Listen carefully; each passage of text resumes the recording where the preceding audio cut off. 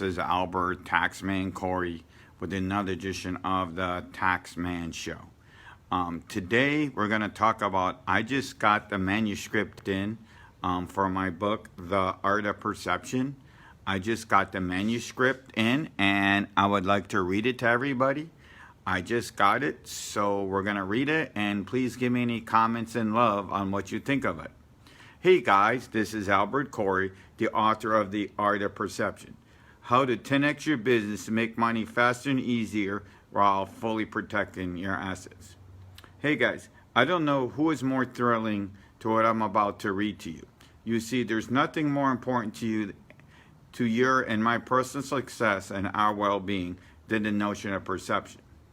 Perhaps there is also nothing more misunderstood. Most people I talk to believe that perception to be the opposite of what I actually mean. When I spoke with my friends about the book, he said, "Oh, you're going to teach people how to lie?" A business associate at church said something similar. Perception. How can somebody be successful without telling the truth? Well, what's amazing is so many misunderstood the power and the beauty of the word perception. Perception is the art using senses to understand something. It's a wonderful world because it allows us to create conversations with others so they might understand what's truly rather than what it isn't. Perception is communicating in the moment. It is the most powerful truth-telling experience known to man. Understood rightly, that forges strong relationships, creates satisfied clients, shapes reasonable expectation, and most importantly, allows you to develop a healthy relationship with yourself. Misunderstood, that power of perception can destroy our lives. I am one of those guys that grew up in a little bit everyday life. My greatest challenge has been appreciate the person I become and to communicate that emerging person to the people who are in my world. Perception. Others have of me and my business needs to be constantly involved in and to keep up in an ever fast-pacing world. Pay attention to perception. It rules every day. Perception is the art of using the senses to understand something. I'm excited that you have picked up this book. Okay, it means that you're interested how others think about you. It signals that you want to pay attention to the person you're becoming rather than the person you used to be. It tells me that you're wanting those who matter most to have accurate understanding what and who you are.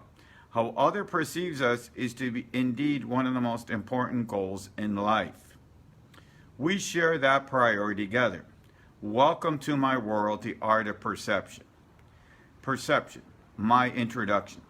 Perception is much more than this book that I'm going to teach you how to make money. There are lots of books that can show you all these ninja tricks, of course, but this does not do that. But rather, it's not a see-all or tell-all book. It's also not a book it's not just a book where I'm going to share the stories how I started my wonderful, successful accounting journey despite my meager beginnings, and I've surely had nothing knowing what I was going to do. Of course, I'm going to tell you this story and all my ninja tricks, how I built a $6 million office, and now I only work 96 days. Okay, that's really what we're going to talk about. It's really my story, guys. I'm kind of like going off script here. It's my story on how I did it, how anybody can do it. Okay, so a lot of times I'm just going to go off script, and I'm really going to explain what I meant as we writing the book. You see, the art of perceptions is a much bigger deal than my personal story, my thinking on how to build a thriving, unconventional accounting business. Perception is massive ideas, one that can be vital to anyone, no matter what their background, industry, passion, dreams, desires, or goals. Here are some truths up front. This book will absolutely discuss certain strategies and systems I've used to become an amazing accountant. And I regularly make 7-figure income in only 96 days. Come on, it's pretty cool. But the truth is everything. And I'm going to share that it can apply in any business and any parts of life. The real success starts inside our own gut. Okay. What's fun is that these strategies are not coming of you, of lucky stiff born with silver spoon in his mouth and a Harvard diploma. No, it's coming from somebody who had to work up the ladder, pull himself to just about every slippery slope and ladder ever rung. I have a bruises to show you. I come from a hard-working family of farmers of Lebanon. I never had the advantage handed to me, not a single one. I was never allowed to take shortcuts. I am old school and earned and learned everything I got, including each and every life lesson. Yes, I'm fully aware that this might not be the best sales pitch for this book, and the thinking most people look for success is that their lessons and teachings should come from people to have lived a life to overcome wealth and success. Guess again, there are lots of people who have the advantage along the way, you can only dream it. They are making a lot of money telling you how to do stuff and never done it before. You know the old saying, those who can't do it can coach? Guys, let me tell you, I've lived it, I've done it, I've seen it. Would you rather take the advice and success and perception from someone that had it all handed to them, or someone who started from the bottom and knows all the tips and tricks to make it to the top? Well, it might be embarrassing to some. I have no problem telling you that I just barely made out of high school. You know, I wasn't all that interested in people talking to me. I could not wait to go to school. I was trying to get out, guys. You don't understand. It was hard. I got out of school. I barely got out of high school, and I barely out of college. But I always found the ways to make it happen. And it was nothing short of a miracle that not only did I graduated from college, which I'm still shocked how I did it. I was never accused of ever being the best student, but I passed the persistence and stride to grind it out, both in successful and afterwards when school is behind me. What I'm really good at and what I do is my confidence, my ability to get the job done and get over the top. What makes me the difference is that many of my classmates and why I'm more successful than many people I went to school with. Remember, I'm now an accountant for some of them, and I know what they make, guys. So if you tell me what your industry you're in, I could probably tell them how much you make. When I graduated from college, I stepped in a world that had zero job opportunities. You understand, this is 1982, when we were in the worst economic crisis ever. Funny thing is, things were tight everywhere. I could have been picky, and I was a college graduate, but there was no jobs to be had. Okay, I was ready to do any kind of job out there in the workforce, but there was nothing for me to be had. I could have moaned, I could have gripped about the poor work options, weak pay, and lousy opportunities. But what do I have done? I was hungry at work and eager to make a name for myself, anxious to become success. I wanted to shine. So in those early years, I did whatever it took to get it done. I mean, anything. It didn't matter how it looked on my resume. I was a real grinder, guys. I went out and got it done, figured it out, and just stayed up all night till I got it done. I choose to work along with my pops in a little hotel in Miami, Florida, as a housekeeper. Guys, I couldn't get a job. So one morning, after 3 months of looking for work in downtown Miami, that was my dream job, guys. My dream job was to work in downtown Miami, overlooking the port of Miami, looking the cruise ships, going out of the port with my name on my marquee. All right, that was my dream job. Guess what? After looking and looking, I couldn't find nothing, till one day, Pops comes knocking on my door and says, "Get up, get up." I go, "Why, Dad?" "The maids didn't come to work that day and we got to clean rooms." I said, "Dad, I'm a college graduate." He goes, "I don't care. Everybody's got to work. Everybody's got to get up. Come on, you got to help me." How many of you ever get thrown into jobs and situations that you just had to do? So, sure enough, 3 months out of college, I'm cleaning toilets in my father's motel. But guess what? That's not the end of the story. All right? Crazy, people, "Oh, what do you do?" "I clean toilets for a living." But you have to always sometimes do what you got to do to get started. So anyways, I'd have to go to the motel every day. I was cleaning rooms, picking up trash, washing sinks, toilets. Dude, I was doing whatever I could.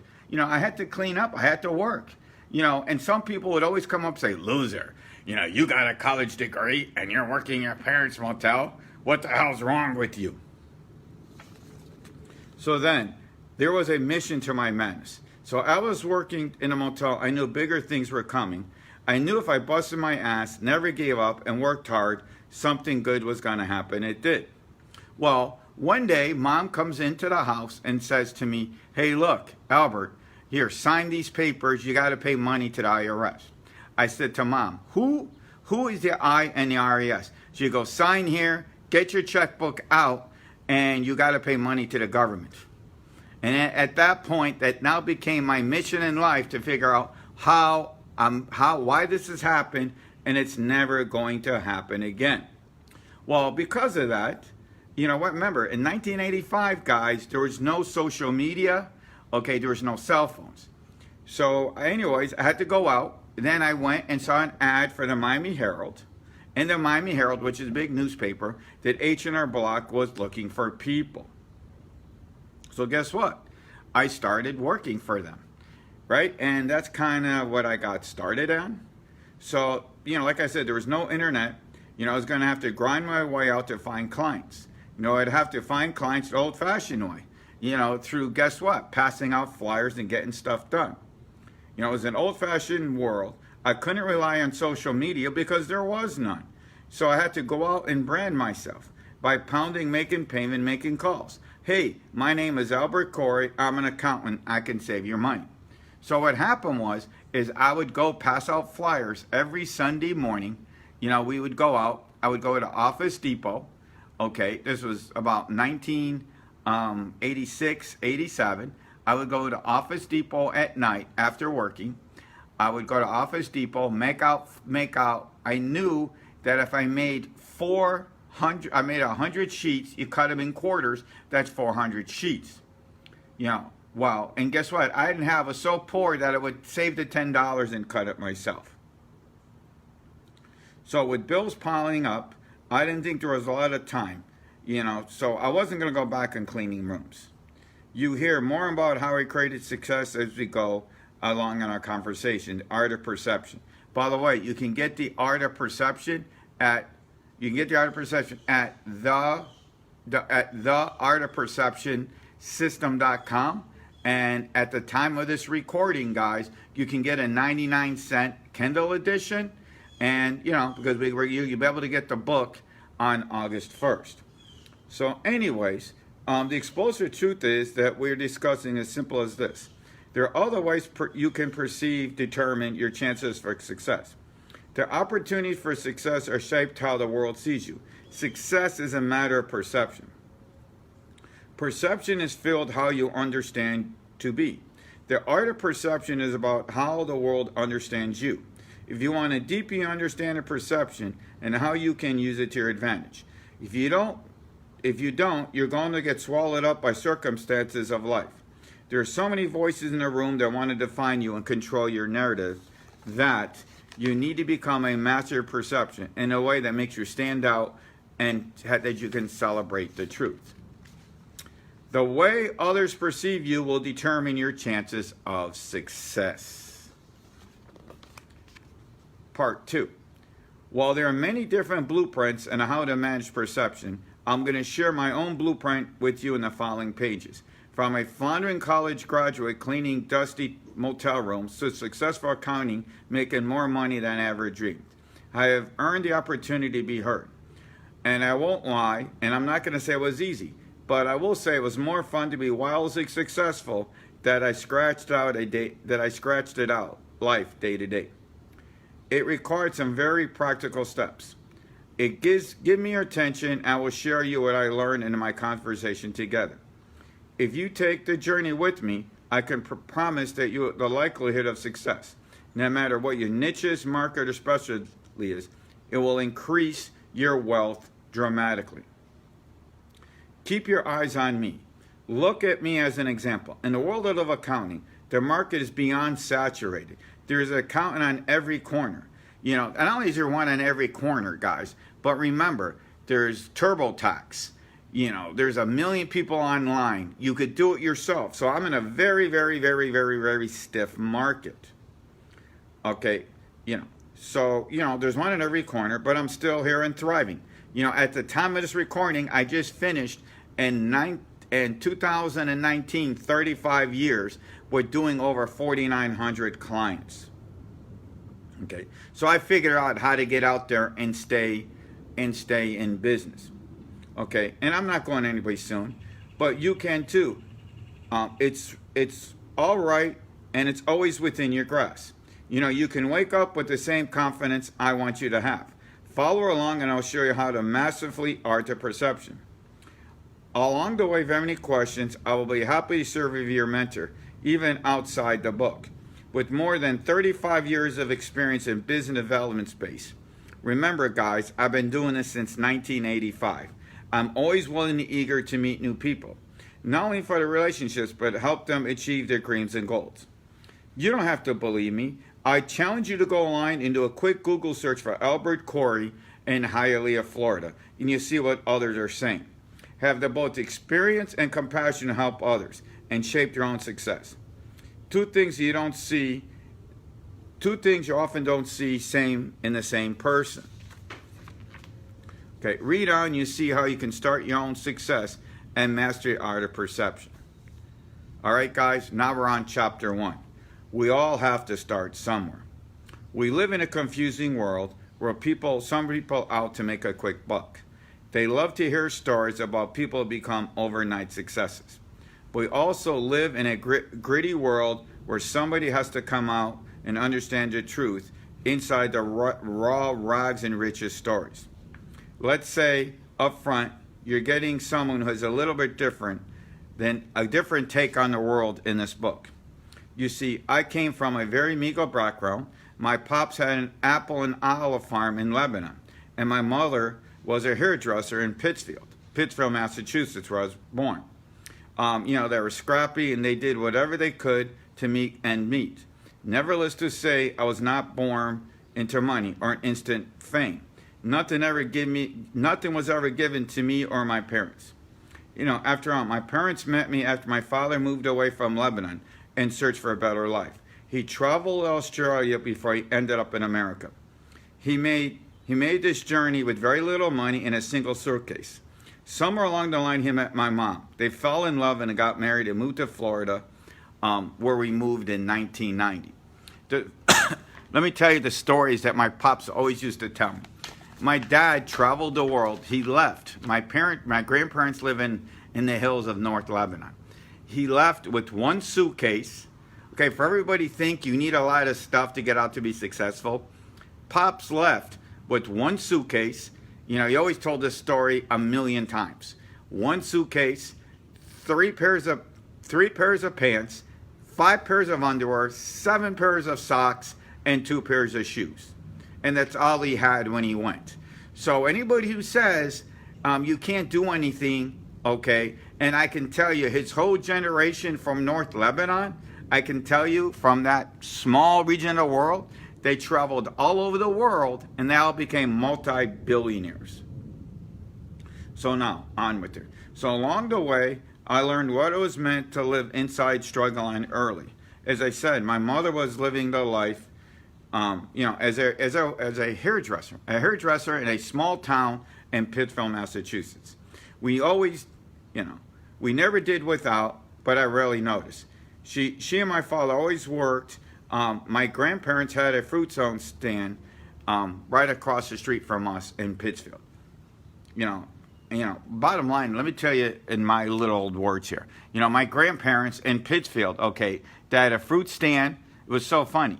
They had a fruit stand during the summer, and they sold Christmas trees in the winter. And I always remember going to Vermont with them, picking up Christmas trees. That was so cool. I always tell my kids every Christmas time when we go pick up our fresh Christmas tree at the lots, how my grandparents and my grandmother always used to make wreaths.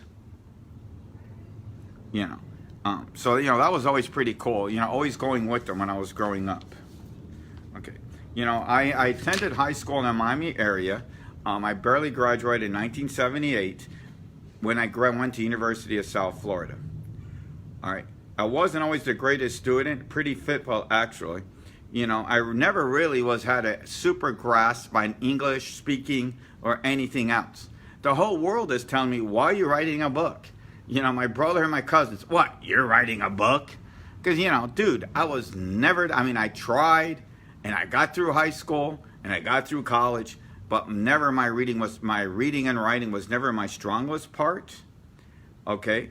This was the 70s, so pretty much in the 70s, guys, let me tell you, in high school, in Dade County schools, Miami, Florida, if you smiled, didn't give the teacher any hassles, you got A's, and they were so happy to push you through. Okay. If there was one single moment during my school years that I would predict I'd be this sort of person, I couldn't even dream this, what I'm doing today, only working 96 days. There was no way, the way I was in school, that this would be happening. One of my funniest stories was, when I was in high school, never forget this math class, I asked the teacher 4 times, okay, how to do this math problem. He goes, Albert, get out of the class. You're disrupted. Never to come back. So I got thrown out of class, okay, because I asked too many questions, which I thought that was crazy. So anyways, I managed to graduate in high school, and I enrolled in University of South Florida in Tampa. Similar to my high school experiences, I wasn't the best student, but I managed to make the grades and graduate with a diploma. I entered the world I graduated University of South Florida in 1982. Okay, like I said earlier, in 1982, guys, the economy, Jimmy Carter was president, and it was the worst economy ever. Interest rates to buy a house was 25%.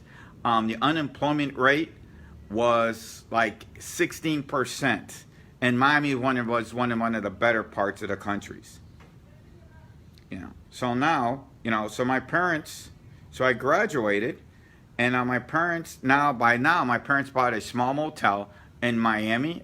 When they moved here in 1970, they bought a motel. So my parents had a quirky thoughts about paying someone to work, So, and more Lebanese, in the Lebanese world, okay, they would get, we didn't mind. We'd start helping out. And, as a kid, mom would say, hey, look, Pop needs help in a motel, so, you'll have to go. So anyways, that's part of the Arabic culture, that my father, that if you lived at home, okay, you always had to go out and help them. That was like the thing. You always went out. So when it came to a paycheck, there wasn't any one. Obviously I'm not gonna lie. I lived at home. They paid for. I ate well. If you see me, I'm not the skinniest guy in the world. There was always food on the table. But obviously I never got a regular paycheck.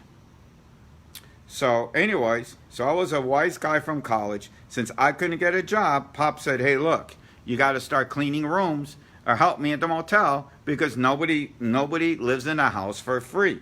But I never got paid. But, in my world, that was part of life. You would just go help the parents. But everything was always neat for you. I may have gone weeks with no cash, but, dude, if I wanted to go out, my parents would say, here, just go get the cash, and we would do it. But I never, never got a paycheck. So I would just go get whatever I need. And then there was a shock one day, like I was telling you earlier. Then one day my mom comes in. I came in from the motel. He goes, here, sign some papers. And I'm saying, sign what? I go, these are from the IRS. I said, IRS who? Yeah. You got to pay taxes. I owe $100, and never forget the amount, $192. I said, Mom, but you don't pay me. He goes, everybody in America has got to pay taxes. So at that point, at that point I said, I'm going to figure out why this is never going to happen again. So this was my life. This was going to be my life's mission, to figure out why I had to pay, and this will never happen again. I do love my country, and there's never a second a day I'm not overwhelmed by the opportunities offered by the U.S. and everybody who lives with you. In fact, I love the fact that we have wonderful roads, bridges, clean water, toilets that flush, garbage that picks up, schools, airplanes, and like 100 different kinds of potato chips.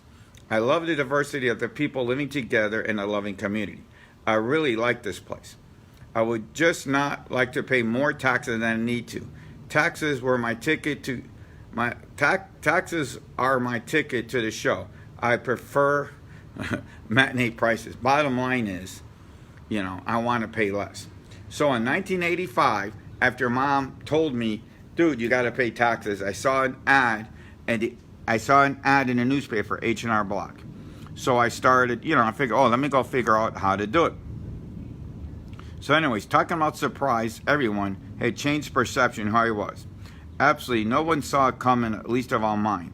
I made such a big deal about never walking back in a classroom again after I graduated from college. People laughed at me, people made fun of me. Going back to school, are you crazy? If you're going to go back to school, you're supposed to go out and get a degree. You're supposed to go out and get a master's, not take a class at a little thing called H&R Block. Well, guess what? My perception of myself was about to change. I learned so much in my head. Since I was a never fan of an educational experience, I assumed I had limits on my ability to learn in the classroom. Boy, was I wrong.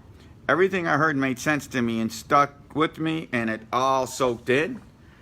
I started learning taxes. I loved it. As I started doing it, I started figuring out how to start saving money, and it got to be like a game to me. Then one day that really always stuck in my head is I'm sitting at a Sears store while I was working at H&R Block. Somebody goes up to the manager and says, will you come to my house and do a tax return? And the manager says, sure, no problem, $500. I said to myself, $500? They're only paying me $4 an hour, guys. And remember, this is 1984. I said, something was wrong. I said, I said, something was wrong with me. So anyways, that night, I got so excited. I went home. I rushed home. How many of you had ideas that you rush home and you go out and you want to tell somebody you had this awesome idea? I go in the house and I go see my pops. And I love Pops. Papa Joe Corey, an awesome guy, smart man. So I go, Pops. Hey, Dad. Hey, Pops. Goes, what? Guess what? We're going to be rich. And he goes, okay. We're going to do tax returns. And we're going to make a lot of money. And he goes, tax returns? Who in the... I can't say the words he told me. Okay. Can't tell you the words he told me now because it's a PG show. So he told me, who in the... You know what's going to come to you. You're not a CPA. You don't know anybody. You're a piece of you-know-what. All right. So I took the abuse. I said, okay. And then that's when it came out. So I knew that one coming. So I knew perception was the key. You see, perception was key. It all hurt and it was confusing. But who was really going to go to a young man whose dad never believed in my dreams? So he pretty much deflated me. You and I have to share this moment with others in our lives many times. We are caught between the reality of what has been, all the possibilities, and what makes sense to understand something. I want to really appreciate who I was and what I was becoming. Okay, and I want others to understand me. I want others to be encouraged by other possibilities because they believe in me. It's not about shooting me down because they never had the vision of me. I would need to advance the perception to an art form. Hi, this ends part 1.